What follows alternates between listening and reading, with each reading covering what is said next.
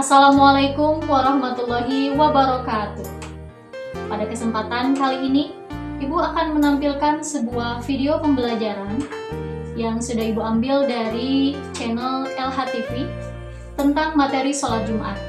Insya Allah, video ini bisa dijadikan sumber belajar dan mudah dipahami. Oleh karena itu, selamat menyaksikan. Hai, Assalamualaikum warahmatullahi wabarakatuh. Berjumpa kembali dalam video pembelajaran PAI kelas 7. Pada video kita kali ini, kita akan membahas tentang materi sholat Jumat. Apa saja sih yang terkait dengan sholat Jumat? Hari Jumat merupakan hari yang istimewa bagi umat Islam. Bahkan hari Jumat sering disebut dengan hari besarnya umat Islam. Jadi hari besar umat Islam sebenarnya tidak hanya setahun dua kali, melainkan bahkan setiap pekan, yakni pada hari Jumat. Hari Jumat juga sering disebut dengan Sayyidul Ayam atau tuannya hari. Apa sih istimewanya hari Jumat sehingga disebut tuannya hari? Keistimewaan hari Jumat itu sangat banyak sekali. Di antaranya ada Kahfi Day atau hari membaca surat Al-Kahfi. Rasulullah Shallallahu Alaihi Wasallam bersabda, barang siapa membaca surat Al-Kahfi pada hari Jumat, maka ia akan disinari oleh cahaya di antara dua Jumat. Kemudian pada hari Jumat ada waktu mustajab untuk berdoa, yakni sore hari sehabis asar. Nah, karena istimewanya hari Jumat, Allah Subhanahu wa Ta'ala mensyariatkan untuk melaksanakan sholat Jumat. Nah, apa itu sholat Jumat? Sholat Jumat adalah sholat 2 rakaat yang dilakukan secara berjamaah pada siang hari atau pada waktu zuhur dan didahului dengan khutbah Jumat. Allah Subhanahu wa Ta'ala berfirman, A'udzubillahi minasyaitonirrajim, Ya ayyuhalladzina amanu idza nudiya lis-sholati min yaumil jum'ah fas'au ila dzikrillah wa dzarul bai', dzalikum khairul lakum in kuntum ta'lamun. Hai orang-orang beriman, apabila diseru untuk menunaikan sholat di hari Jumat, maka bersegeralah kamu mengingat Allah dan tinggalkanlah jual beli. Yang demikian itu lebih baik bagimu jika kamu mengetahui. Quran Surat Al-Jumu'ah ayat 9. Jadi apabila waktu sudah menunjukkan siang hari atau mendekati waktu duhur, maka sebaiknya kita bersegera untuk meninggalkan semua aktivitas kita, kemudian menuju ke masjid untuk melaksanakan sholat Jumat. Adakah ketentuan tentang sholat Jumat? Tentu saja ada. Ketentuan sholat Jumat antara lain ada syarat wajib dan syarat sunnah. Syarat wajib diantaranya adalah beragama Islam, baligh atau dewasa, berakal sehat yakni tidak gila, laki-laki, perempuan tidak wajib, kondisi sehat, dan menetap atau bermukim.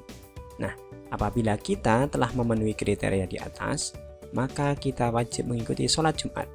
Sementara syarat sahnya antara lain dilaksanakan di pemukiman, tidak di hutan atau tempat-tempat yang tidak menjadi menetap, kemudian dilaksanakan secara berjamaah, minimal 2 atau 40 orang, pendapat terkuat minimal 2 orang sudah sah untuk dilakukan. Yang ketiga dilaksanakan di waktu zuhur, juga didahului dengan 2 khutbah. Maka jika sholat Jumat kita telah memenuhi syarat sah di atas, maka sholat Jumat kita sudah dianggap sah dan insya Allah diterima oleh Allah Subhanahu wa Ta'ala. Selain ketentuan sholat Jumat tersebut, ada juga yang namanya sunnah berkaitan sholat Jumat. Apa saja itu? Pertama, mandi. Ya, mandi sebelum melaksanakan sholat Jumat atau mandi di pagi hari diniatkan untuk nanti melaksanakan sholat Jumat. Kemudian pakai pakaian terbaik, memakai minyak wangi yang tentunya tidak mengandung alkohol, potong kuku, menyegerakan menuju masjid, kemudian jika setelah sampai di masjid melaksanakan tahiyatul masjid. Sembari menunggu khutbah dimulai, maka sebaiknya kita membaca Al-Quran atau memperbanyak doa atau sholawat. Nah, itulah tadi tentang sunnah-sunnah yang berkaitan dengan sholat Jumat. Bagaimana dengan wanita? Apakah hanya laki-laki saja yang berhak mendapatkan pahala dari sholat Jumat? Bolehkah wanita ikut sholat Jumat? Tentu saja boleh. Ya, Ibnu Mundhir dalam kitab Al-Ijma' mengatakan, Mereka para ulama sepakat, jika ada wanita yang menghadiri Jumatan bersama imam, kemudian dia sholat bersama imam, maka itu sudah sah baginya. Artinya, dia tidak perlu mengulang untuk sholat duhur. Namun, perlu diketahui bahwa untuk seorang perempuan lebih afdolnya sholat duhur di rumah. Kemudian, ada hal-hal yang membolehkan kita tidak melaksanakan sholat Jumat. Yang pertama, ketika kita sedang sakit, yakni yang dikhawatirkan dapat menularkan atau sakitnya itu menghalangi kita menuju ke masjid. Kemudian ada bencana alam seperti banjir, gempa bumi, atau angin topan, atau juga dalam perjalanan atau musafir. Maka ketiga orang yang dalam keadaan ini diperbolehkan untuk tidak melaksanakan sholat Jumat dan menggantinya dengan sholat duhur di rumah. Nah, itulah tadi tentang berbagai hal berkaitan dengan sholat Jumat. Semoga semakin kita paham, kita semakin mendapat banyak barokahnya. Untuk video berikutnya, kita akan membahas tentang ketentuan dari khutbah Jumat. Jangan lewatkan ya. Wassalamualaikum warahmatullahi wabarakatuh. Nah, itu tadi video pembelajaran tentang sholat Jumat. Bagaimana? Menarik dan mudah dipahami kan?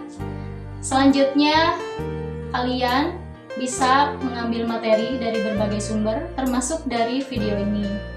Oleh karena itu, semangat, selamat mengerjakan. Wassalamualaikum warahmatullahi wabarakatuh.